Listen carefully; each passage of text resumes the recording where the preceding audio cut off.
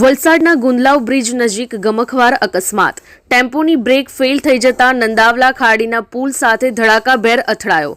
પુણેથી મશીનના spare part ભરીને અમદાવાદ જઈ રહેલો એક ટેમ્પો આજે વલસાડના ગુંદલાવ ઓવરબ્રિજ ઉતરતા જ ગમખ્વાર અકસ્માતનો ભોગ બન્યો હતો.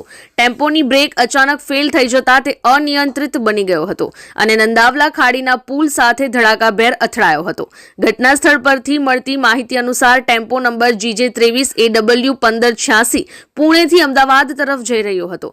વલસાડ નજીક ગુંદલાવ ઓવરબ્રિજ ઉતરતી વખતે ચાલકે ટેમ્પોની ગતિ ધીમી કરવા પ્રયાસ કર્યો, પરંતુ તે સમયે જ ટેમ્પોની બ્રેક ફેલ થઈ ગઈ હતી.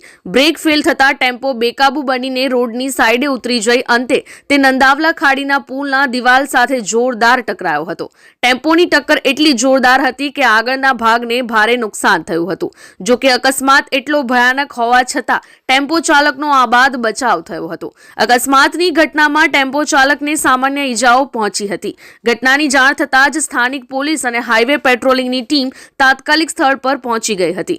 પોલીસે અકસ્માતગ્રસ્ત ટેમ્પોને સાઈડે હટાવીને કામગીરી હાથ ધરી હતી. આ અકસ્માતને કારણે થોડા સમય માટે ટ્રાફિક જામની સ્થિતિ સર્જાઈ હતી.